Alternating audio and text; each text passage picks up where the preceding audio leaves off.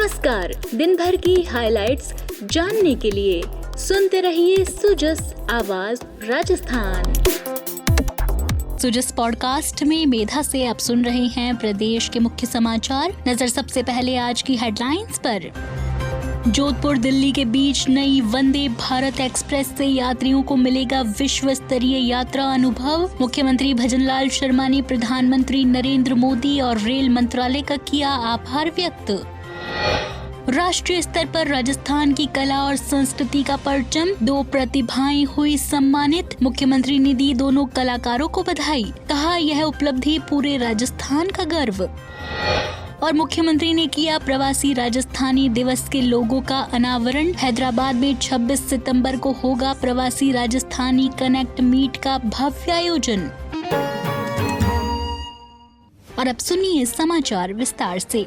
भारतीय रेलवे ने राजस्थान के यात्रियों को बड़ी सौगात दी है। मुख्यमंत्री भजनलाल शर्मा ने नई वंदे भारत एक्सप्रेस के लिए प्रधानमंत्री नरेंद्र मोदी और रेल मंत्रालय का आभार व्यक्त किया। उन्होंने कहा कि यह ट्रेन राजस्थान के विकास और कनेक्टिविटी को नई गति देगी और प्रदेश वासियों के लिए ये गर्व का विषय है। जोधपुर से देश की राजधानी दिल्ली के बीच नई वंदे भारत एक्सप्रेस की शुरुआत की जा रही है। यह अत्याधुनिक ट्रेन यात्रियों को सुगम, सुरक्षित और विश्व स्तरीय यात्रा अनुभव प्रदान करेगी। नई वंदे भारत एक्सप्रेस से राजस्थान और दिल्ली के बीच न केवल यात्रा का समय कम होगा, बल्कि यात्रियों को उच्च स्तर की आरामदायक सुविधाएं भी उपलब्ध होंगी। आधुनिक डिजाइन, बेहतर सुरक्षा मानक और अत्याधुनिक तकनीक से लैस ये ट्रेन राजस्थान की कनेक्टिविटी को नई ऊंचाई देगी। रेल मंत्रालय के अनुसार वंदे भारत एक्सप्रेस का संचालन जोधपुर और दिल्ली के बीच पर्यटन, व्यापार और औद्योगिक गतिविधियों को बढ़ावा देगा। साथ ही यह राजस्थान के यात्रियों को तेज, समयबद्ध और आरामदायक रेल सेवा उपलब्ध कराने में मील का पत्थर साबित होगी। इस ट्रेन की शुरुआत से जोधपुर समेत पश्चिमी राजस्थान के लोगों को सीधे राजधानी दिल्ली तक तेज रफ्तार कनेक्टिविटी मिल सकेगी, जिससे क्षेत्र के आर्थिक और सामाजिक विकास को भी गति मिलेगी।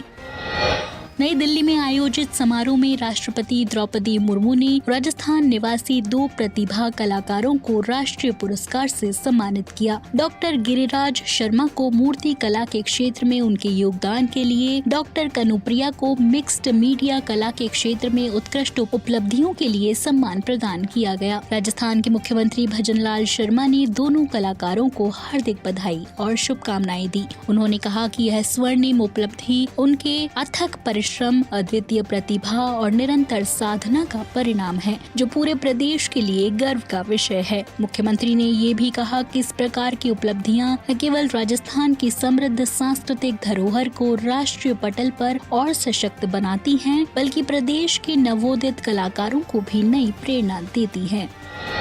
मुख्यमंत्री भजनलाल शर्मा ने जयपुर स्थित मुख्यमंत्री निवास पर प्रवासी राजस्थानी दिवस के लोगो का अनावरण किया। इस अवसर पर वरिष्ठ अधिकारियों की उपस्थिति में आगामी 26 सितंबर को हैदराबाद में आयोजित होने वाली प्रवासी राजस्थानी कनेक्ट मीट की तैयारियों की भी समीक्षा की गई। मुख्यमंत्री ने अधिकारियों को इस आयोजन को सफल, सुव्यवस्थित और प्रभावी बनाने के लिए आवश्यक दिशा निर्देश दिए। उन्होंने कहा कि प्रवासी राजस्थानियों के साथ जुड़ाव राज्य की सामाजिक, सांस्कृतिक और आर्थिक प्रगति के लिए बेहद महत्वपूर्ण है। ये कनेक्ट मीट राजस्थान के बाहर बसे प्रवासियों को अपनी मातृभूमि से जोड़ने, निवेश, उद्यमिता और सांस्कृतिक साझेदारी को प्रोत्साहित करने की दिशा में एक महत्वपूर्ण पहल साबित होगी।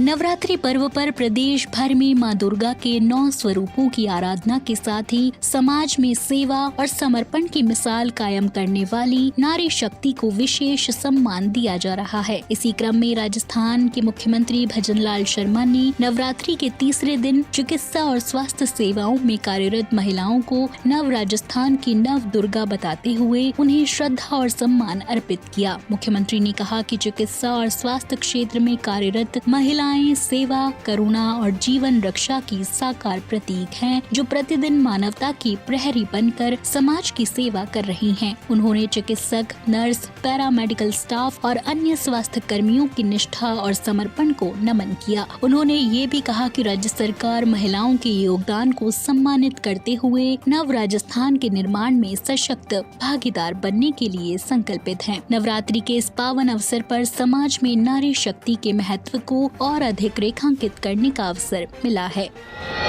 इसी कड़ी में मुख्यमंत्री भजनलाल शर्मा ने शारदीय नवरात्रि के तृतीय दिवस पर प्रदेशवासियों को हार्दिक शुभकामनाएं दी। उन्होंने मां चंद्र घंटा की आराधना के इस पावन अवसर पर सभी नागरिकों के जीवन में सुख, समृद्धि और सफलता की कामना की। मुख्यमंत्री ने कहा कि मां चंद्र घंटा की असीम कृपा से समस्त विश्व में शांति, सद्भाव और समृद्धि का विस्तार और प्रदेशवासियों के जीवन में खुशहाली और मंगलमयता का वास हो। उन्होंने श्रद्धा और विश्वास के साथ नवरात्रि जैसे पर्वों को समाज को एकजुट करने वाला उत्सव बताया। नवरात्रि का यह तीसरा दिन मां दुर्गा के चंद्र घंटा स्वरूप की उपासना को समर्पित है, जिन्हें शौर्य, साहस और करुणा का प्रतीक माना जाता है। मुख्यमंत्री ने प्रदेशवासियों से मां दुर्गा के सिद्धांतों को आत्मसात कर नव राजस्थान के निर्माण में योगदान देने का आह्वान किया।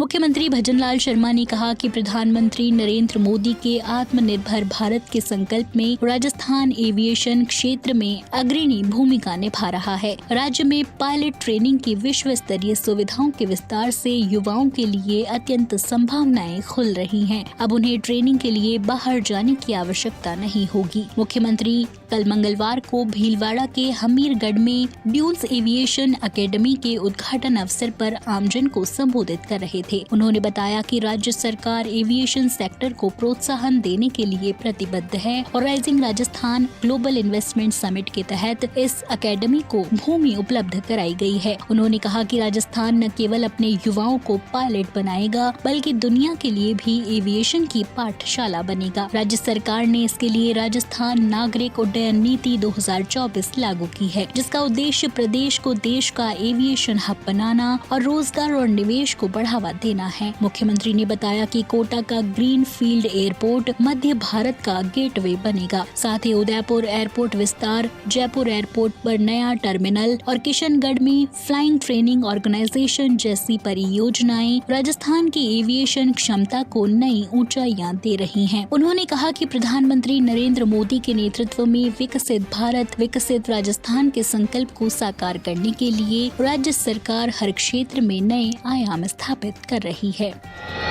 प्रधानमंत्री नरेंद्र मोदी की पहल पर देश भर में चलाए जा रहे स्वस्थ नारी सशक्त परिवार अभियान के तहत राजस्थान में भी मुख्यमंत्री भजनलाल शर्मा और चिकित्सा मंत्री गजेंद्र सिंह खीवसर के मार्गदर्शन में प्रदेश भर में स्वास्थ्य शिविर संचालित किए जा रहे हैं। अब तक इस अभियान से 37,54,000 से अधिक लोगों को निःशुल्क स्वास्थ्य सेवाओं का लाभ मिला है। चिकित्सा मंत्री श्री खीवसर ने बताया कि अभियान का मुख्य उद्देश्य आमजन को नजदीकी स्थान पर स्वास्थ्य सेवाएं उपलब्ध कराना, रोगों की स्क्रीनिंग और परामर्श प्रदान करना है। मातृ एवं शिशु स्वास्थ्य सेवाओं पर विशेष फोकस किया गया है ताकि महिलाएं और बच्चों का स्वास्थ्य सुरक्षित रहे। शिविरों में महिलाओं, किशोरियों और बच्चों के लिए मुफ्त स्वास्थ्य जांच, उपचार, टीकाकरण, पोषण और परामर्श सेवाएं उपलब्ध कराई जा रही हैं। इसके अलावा निक्षय मित्र नामांकन अभियान और मातृ शिशु स्वास्थ्य सेवाओं के तहत प्रसव पूर्व और पश्चात जांच, MCP कार्ड वितरण जैसी सेवाएं भी संचालित की जा रही हैं। राज्य ने इस अभियान में उल्लेखनीय उपलब्धि हासिल करते हुए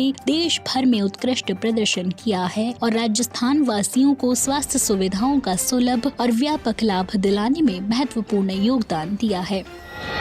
इसी कड़ी में राजस्थान सरकार भ्रष्टाचार के खिलाफ जीरो टॉलरेंस नीति पर प्रभावी रूप से काम कर रही है। इसी क्रम में मुख्यमंत्री ने भ्रष्टाचार और आय से अधिक के 7 प्रकरणों में अभियोजन स्वीकृति दी और आरोपित अधिकारियों के विरुद्ध कार्रवाई का अनुमोदन किया। साथ ही भ्रष्टाचार निवारण संशोधन अधिनियम 2018 की धारा 17(a) के अंतर्गत एक प्रकरण में विस्तृत जाँच का अनुमोदन भी किया। मुख्यमंत्री ने प्रतियोगी परीक्षाओं में प्रतिरूपण और आपराधिक षड्यंत्र के एक प्रकरण में राजस्थान प्रशासनिक सेवा के निलंबित अधिकारी के विरुद्ध CCA नियम 16 के तहत 2 अनुशासनात्मक जांच प्रारंभ करने की स्वीकृति भी दी है। इसके अतिरिक्त सेवारत अधिकारियों के विरुद्ध 3 गंभीर प्रकरणों में वार्षिक वेतन वृद्धि रोककर दंडित किया गया। 3 अन्य प्रकरणों को राज्यपाल के अनुमोदन के लिए अग्रेषित किया गया। सेवानिवृत्त अधिकारियों के विरुद्ध 2 प्रकरणों में पेंशन रोककर दंडित किया गया और CCA नियम 34 के तहत अपील याचनाएं खारिज कर दी गई। तो आज के सुजस पॉडकास्ट में इतना ही। मेधा को दीजिए इजाजत, कल फिर होगी आपसे मुलाकात। तब तक बने रहिए सुजस आवाज राजस्थान के साथ। नमस्कार।